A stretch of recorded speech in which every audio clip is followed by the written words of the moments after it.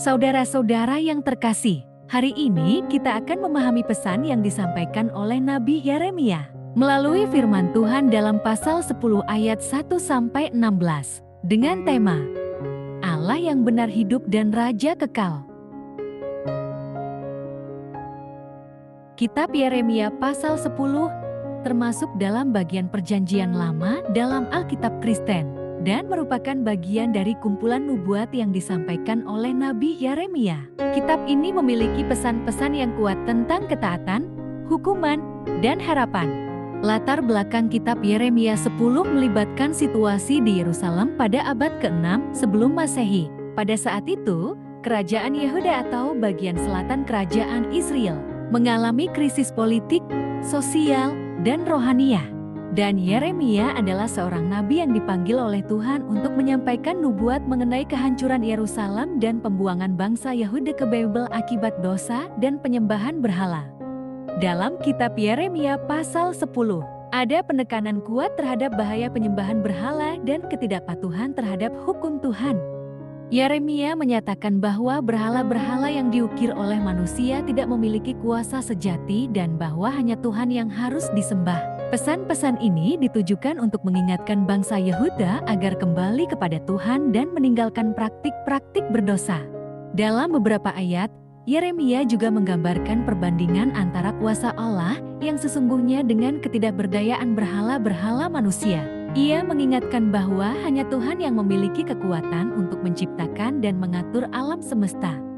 Pesan-pesan dalam kitab Yeremia pasal 10 ini mendorong umat untuk kembali kepada ajaran dan hukum Tuhan, agar mereka dapat menghindari hukuman dan kehancuran yang dijanjikan.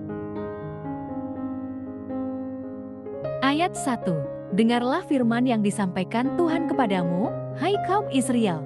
Artinya, ini adalah panggilan kepada bangsa Israel untuk mendengarkan pesan yang akan disampaikan oleh Tuhan melalui Nabi Yeremia. Ayat 2. Beginilah firman Tuhan, janganlah biasakan dirimu dengan tingkah langkah bangsa-bangsa. Janganlah gentar terhadap tanda-tanda di langit, sekalipun bangsa-bangsa gentar terhadapnya. Artinya, Tuhan mengingatkan Israel untuk tidak mengikuti kebiasaan dan kepercayaan bangsa-bangsa lain. Mereka tidak boleh gentar atau takut terhadap fenomena alam atau tanda-tanda di langit yang dianggap menakutkan oleh bangsa-bangsa lain. Ayat 3. Sebab yang disegani bangsa-bangsa adalah kesia-siaan. Bukankah berhala itu pohon kayu yang ditebang orang dari hutan, yang dikerjakan dengan pahat olah tangan tukang kayu? Artinya, Tuhan menjelaskan bahwa adat kebiasaan bangsa-bangsa yang tidak mengenalnya adalah hal yang sia-sia. Patung-patung mereka terbuat dari kayu yang dipotong dari hutan dan diukir oleh tukang-tukang kayu. Ayat 4. Orang memperindahnya dengan emas dan perak. Orang memperkuatnya dengan paku dan palu, supaya jangan goyang. Artinya, patung-patung ini diperhias dengan perak dan emas, dan diikat dengan paku dan palu agar tetap berdiri dan tidak bergoyang. Ayat 5. Berhala itu sama seperti orang-orangan di kebun mentimun, tidak dapat berbicara. Orang harus mengangkatnya, sebab tidak dapat melangkah. Janganlah takut kepadanya, sebab berhala itu tidak dapat berbuat jahat, dan berbuat baik pun tidak dapat. Artinya, patung-patung itu tidak memiliki kekuatan atau kehidupan. Seperti burung yang bisa terbang kemana saja, mereka tidak memiliki pengaruh atau kuasa. Ayat 6. Tidak ada yang sama seperti Engkau, ya Tuhan. Engkau besar dan namamu besar oleh keperkasaan.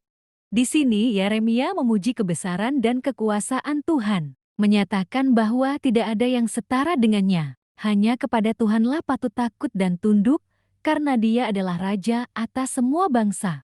Ayat 7. Siapakah yang tidak takut kepadamu, ya Raja bangsa-bangsa? Sungguh, kepadamulah seharusnya sikap yang demikian. Sebab di antara semua orang bijaksana dari bangsa-bangsa dan di antara raja-raja mereka tidak ada yang sama seperti Engkau. Artinya, karena kekuasaan dan kedaulatan Tuhan, orang tidak perlu takut kepada dewa-dewa palsu. Hanya Allah yang memiliki kekuasaan sejati dan hakimannya. Ayat 8. Berhala itu semuanya bodoh dan dungu. Petunjuk dewa itu sia-sia, karena ia hanya kayu belaka. Artinya, Semua keyakinan palsu dan patung-patung adalah hal yang tidak berarti dan sia-sia. Mereka tidak dapat memberikan pengajaran yang benar. Ayat 9. Perak kepingan dibawa dari Tarsis dan emas dari Ufas. Berhala itu buatan tukang dan buatan tangan pandai emas. Pakaiannya dari kain ungu tua dan kain ungu muda, semuanya buatan orang-orang ahli. Artinya, patung-patung itu hanya terbuat dari bahan-bahan seperti perak, emas, dan kain yang dikerjakan oleh pengrajin dan tukang emas. Semua ini hanyalah hasil karya manusia. Ayat 10. Tetapi Tuhan adalah Allah yang benar, Dialah Allah yang hidup dan Raja yang kekal. Bumi goncang karena murkanya, dan bangsa-bangsa tidak tahan akan geramnya. Namun, Tuhan adalah Allah yang benar, hidup, dan kekal. Dia memiliki kuasa yang luar biasa, dan jika murkanya bangkit, bumi pun akan gemetar. Tidak ada bangsa yang bisa bertahan di hadapan murkanya. Ayat 11. Beginilah harus kamu katakan kepada mereka, para Allah yang tidak menjadikan langit dan bumi akan lenyap dari bumi dan dari kolong langit ini. Artinya, Nabi diminta untuk memberitahukan kepada orang-orang bahwa Allah yang menciptakan langit dan bumi adalah satu-satunya Allah yang sejati. Dewa-dewa palsu akan lenyap dan tidak ada tempat bagi mereka. Ayat 12. Tuhanlah yang menjadikan bumi dengan kekuatannya, yang menegakkan dunia dengan kebijaksanaannya, dan yang membentangkan langit dengan akal budinya. Artinya, Allah menciptakan bumi dengan kekuasaannya, mendirikan dunia dengan hikmatnya, dan membentangkan langit dengan pengertiannya. Ini menegaskan bahwa penciptaan adalah hasil dari tangannya. Ayat 13. Apabila ia memperdengarkan suaranya, menderulah bunyi air di langit. Ia menaikkan kabut awan dari ujung bumi, ia membuat kilat serta dengan hujan, dan mengeluarkan angin dari perbendaharaannya. Artinya, Allah memiliki kendali penuh atas alam semesta. Suaranya menghasilkan guntur di langit, ia mengatur siklus air dengan menaikkan uap, dan menghasilkan kilat dan angin sebagai bagian dari perintahnya. Ayat 14. Setiap manusia ternyata bodoh, tidak berpengetahuan, dan setiap pandai emas menjadi malu karena patung buatannya. Sebab patung tuangannya itu adalah tipu, tidak ada nyawa di dalamnya. Artinya, orang-orang yang beribadah kepada dewa-dewa palsu adalah bodoh, karena mereka tidak memiliki pengetahuan yang benar. Tukang-tukang emas yang membuat patung-patung itu akan merasa malu, karena patung-patung tersebut hanyalah hasil pemikiran yang salah dan tidak memiliki nyawa. Ayat 15. Semuanya adalah kesia-siaan, pekerjaan yang menjadi buah ejekan, dan yang akan binasa pada waktu dihukum.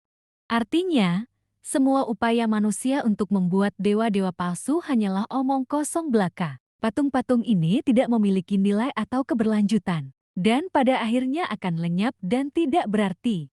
Ayat 16. Tidaklah begitu dia yang menjadi bagian Yakub, sebab dialah yang membentuk segala-galanya, dan Israel adalah suku miliknya. Namanya ialah Tuhan semesta alam. Pesan terakhir dari pasal ini adalah bahwa Allah Israel adalah Allah yang benar-benar berkuasa. Ia menciptakan segala sesuatu dan Israel adalah suku pilihannya. Allah ini adalah Tuhan semesta alam yang memiliki kuasa dan kedaulatan atas segala hal. Amin.